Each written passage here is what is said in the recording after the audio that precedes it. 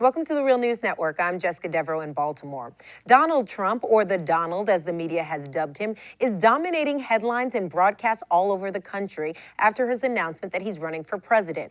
Even after he was widely condemned in headlines for his June remarks accusing almost all Mexican immigrants of being drug dealers and rapists, Trump is leading in the polls. A new poll from Public Policy Polling has billionaire Donald Trump at the top of the crowded field of Republican Party presidential contenders, with 19% of Republican voters supporting him.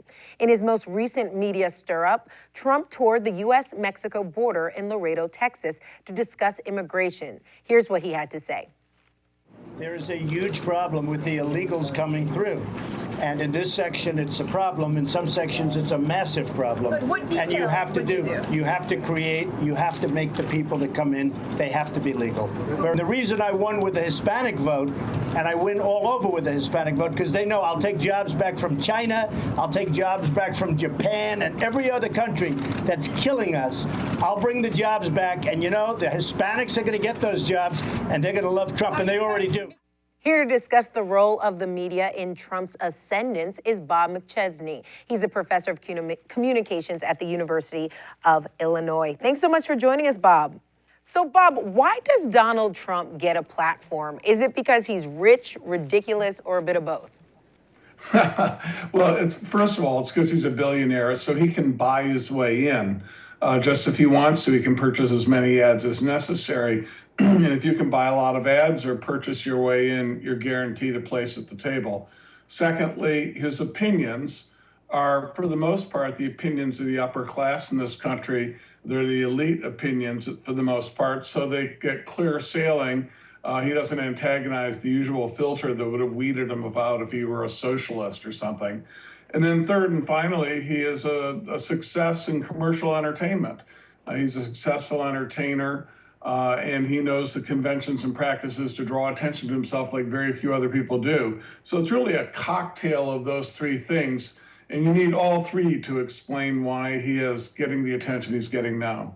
Do you agree with this argument that if the media did not pay attention to Trump, that he wouldn't be polling so high? It's hard to say, because the media and Trump are so closely aligned that it's a totally hypothetical issue. Perhaps if he got no coverage whatsoever, or if he got, say, the sort of coverage Bernie Sanders gets, which is hardly anything at all, perhaps his numbers would be a lot lower. I think you could make that case. But Donald Trump is exactly what the corporate news media look for in politics. He's a dream for them, and they love nothing more than to not only cover him, but then to cover sort of the outraged response of responsible politicians responding to his latest ludicrous or wild claim. If you were in that newsroom, would you say, let's cover Trump? Do you think he's newsworthy? If I were in a newsroom, I would definitely say he's newsworthy, but I'd want to cover the basis for Trump. I'd want to cover his wealth and why he can buy his way into the election.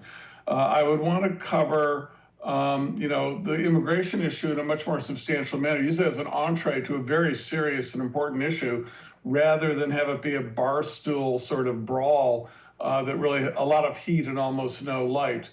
But I would also want to stand back if I were in a newsroom and say, we've got very serious issues in this country. What exactly are we trying to do with regard to educating people, informing them as they make decisions about what sort of government we're going to have in the coming years to deal with these problems.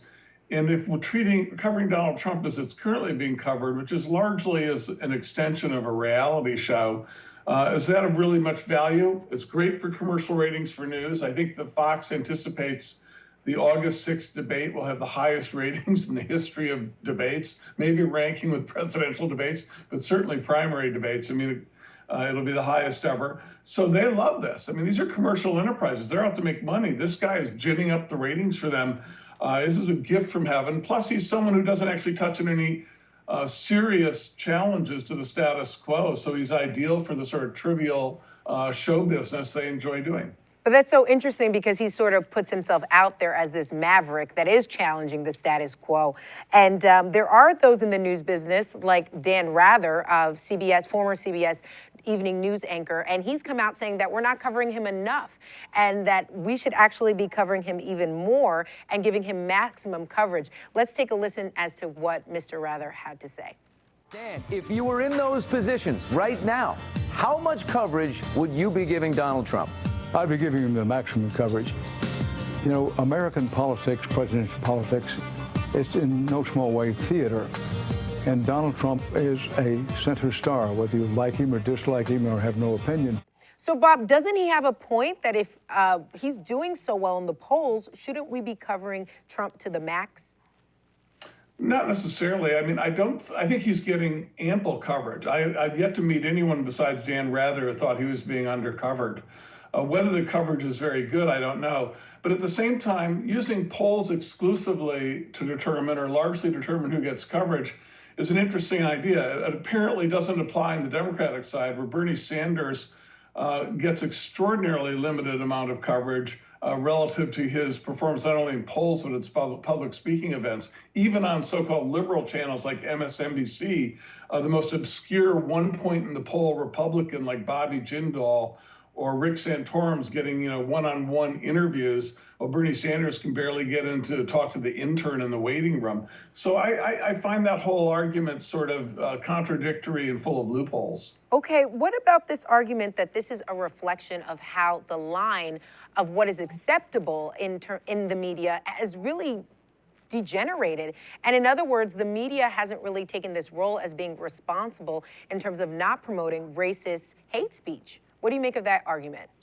Look, I think Donald Trump is exactly what you would expect in a system where money controls everything, where we spend 30, 40 times more per voter in our elections than Germany does, or Norway, or most other democracies, 10 or 15 times more than the closest one to us.